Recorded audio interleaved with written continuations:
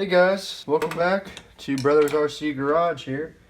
As you can see from the last video, we haven't gone too far. We are working on the steering now, getting everything mounted up for the steering. Let's see. If you look up here in the picture, you can see that we went through step C16. That's on page 54 down here. What we have is the bracing that's going to be for the cantilever shocks. We have that on, and then this piece right here at the tip of my finger is the piece that slides back and forth for the steering. That, if we look down here on the life one, you can see does this. That is the steering for this truck. It's going to have two links, one that goes from the C-hub to there. It's going to be on both sides, or the knuckle. Then we have the, let's see, it's like those links, but it's the ball ends, and it's going to snap on to the little ball that gets mounted in there, and it's going to snap onto the ball that is on the servo horn. They give you everything you need for that. So that is what is ultimately going to steer the truck. So now with the front end of the twin hammers complete and the electronics and the chassis complete, we've now bound it to the FlySky GT3C, have all of our channels 1 and channel 2 set because we're still waiting on the mailman to get here, which he should be here within the next hour or so to deliver our steering servo, or shifting servo that we're still waiting on. But for now, we wanted to go ahead and give you a really quick, throttle blip to see what it does. Go ahead, Brad.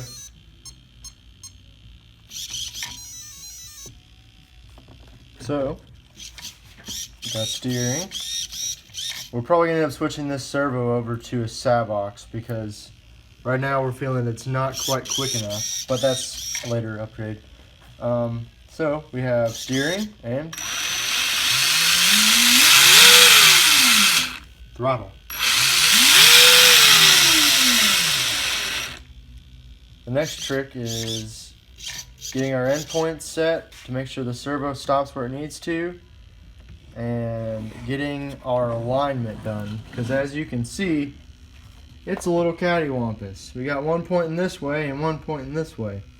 We don't want to go down the road like a crab, so we're going to make sure we get them squared up.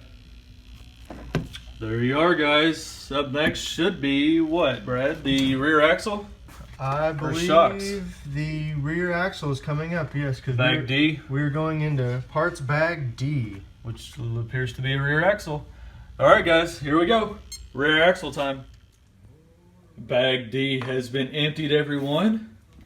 We are left with bag E and F, but Brad is now, well, digging for parts, it looks like. So here we go. This is bag D, and for those of you all that have been following along thus far, this is the rear axle differential, locked differential unit. Yes, it is. With another plethora of tiny screws. Yep. There's our ring gear, the locker, the differential housing itself. What do you got there, Brad? Is that the locker housing? Yes, this is the locker housing. Hold it over the table so we can see a little bit better. Yeah. There we go. And inside of it goes a little O-ring and then a little brass washer, as I can tell, is what the material is. Awesome. So it looks like out of bag D, there is a D1, D1, 2, and a D3. Is that correct? D1, D1, 2, yep. Wow. All right. So, hopefully, through the magic of television, we can show you a new rear axle that's fully assembled right now. Bam! Axle completed. Check it out. This is a very interesting design because the axle halves of the case bolt to the center pumpkin or the center differential there with 4 screws. Those 4 screws do not screw into plastic. Instead, they're inside there is the metal locker and the gears, and that is what they support themselves on. We have our top link mount there. It's nice. Input shaft from the transmission spins beautifully, much better than any other SCX10 item that we've reassembled here. And also, what's really interesting about this axle is the rear access diff cover. I don't know if y'all can see that line. It's very faint. There we go. And those 4 screws it's held on. This is a graphite-based plastic, but once you remove those 4 screws, you have access to the ring and the pinion gear, and you're able to take out your entire gear set in your locker and re-lubricate it if need be. Now, you notice that the hexes aren't on there, and that's because they're over here on the bench waiting to be installed. So now that the axle is built, what's next, Brad? We get to put on the suspension links, and that will allow us to hook it to the chassis. There we are. All right, guys, if y'all sit tight, we'll have this buttoned up here for you, and we'll give you a look at what the chassis looks like with the rear axle hung. Thanks. Looks like Brad's about got this rear axle hung for you all. We're working on that now. Oh. And he has found a mistake. Oh, what happened, Brad? These are supposed to be this way, as you can see in the picture. Yeah. I have spun them around the incorrect way. Alright, so now we have the upper shock links for the rear axle. I have been spun around. Sorry, I'm moving while I talk, guys. It's a little bit bumpy. That's okay. Let's focus there better. Now we're able to... I think it's facing the wrong way, Brad. Yes, it is. Well, it rolls. Oh, okay. And there we are. So the upper links mount in those little horseshoe pieces that are affixed to the chassis. And the lower links mount in these horseshoe pieces here that are affixed to the chassis as well. So there we are. And they are labeled just for your help for left and right. So there we are. All right, Brad, go ahead and set the axle in. We'll see what she looks like. All right.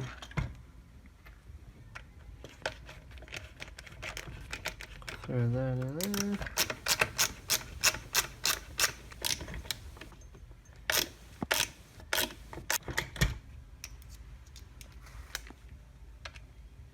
This gives you a good wrist workout for sure. There we go.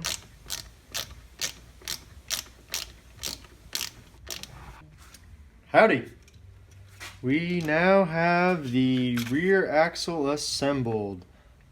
A problem we ran into when assembling this axle is there is a screw that has a shaft on it, or a shoulder basically, and that would not fit through the little eyelets. So what we had to do is we take a piece of sandpaper and we sanded off all the paint on that shoulder, and then we could get it to slide through. I don't know if that was just a hiccup on mine or it could be a hiccup on everybody's. So just be forewarned that that may be a problem. Other than that, we have the rear axle attached, and we will see what it turns out to look like once we get the shocks mounted, which is in bag E. So we're getting there. You got E1,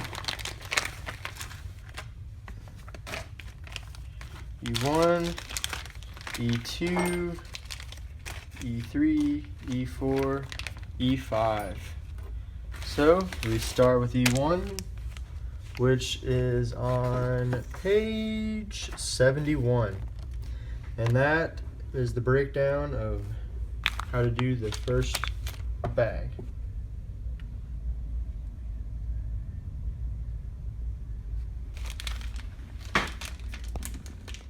Perfect. Well, the remainder parts bag are down to, well, the body.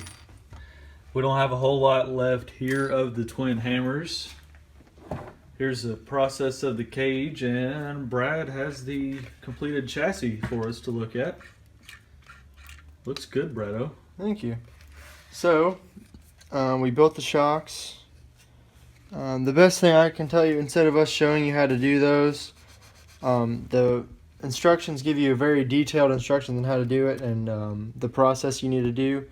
If you still don't feel comfortable with it, go to YouTube, because hey, they have thousands of videos, well not thousands, but they have a lot of videos on how to build a shock. So I would recommend checking some of those out if you've never done it before, because for first timers it can be a little tedious and Daunting. daunting. So those bolt in up here, down here. The sway bars, which were dangling in the back, are now connected. There's a little ball that goes on for a nut, and the sway bar connects to those. So we have functioning rear suspension. And the front, which is the cantilever suspension, which is pretty neat. It went together same way. You have a little sleeve that slides over this. The top of the shock slides over that. Then you have a lock nut that goes on top. Let's see. And you can adjust the springs depending on how much tension you want on them. I went ahead and took them up just a little bit to play with it so I could get a feel for it. But as you can see, they can fully compress, and if you're looking at it, you can go all the way down and up, and it's smooth. So take your time and make sure you get your shocks built correctly, and you'll be very happy with them. So now, Brad, you're working on the cage? Yeah, cage is what's next in the book, and it's basically a lot of pieces, a lot of little screws.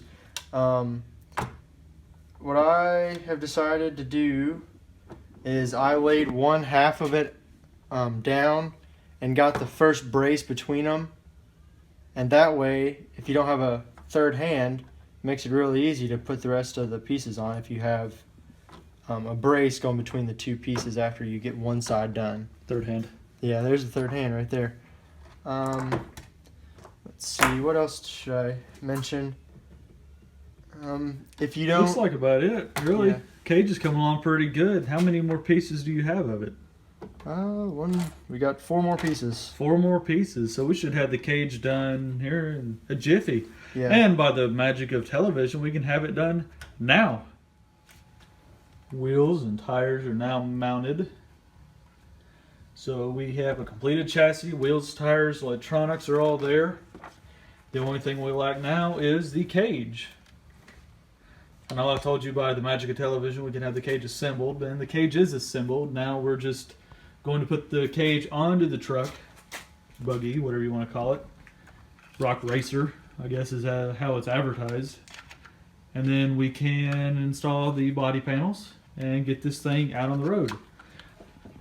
And hopefully you all get one of your own, and stay tuned to BrothersRC, because we'll be coming back at you very soon, very shortly, with a good running video of the Vaterra twin hammers. Thanks, guys.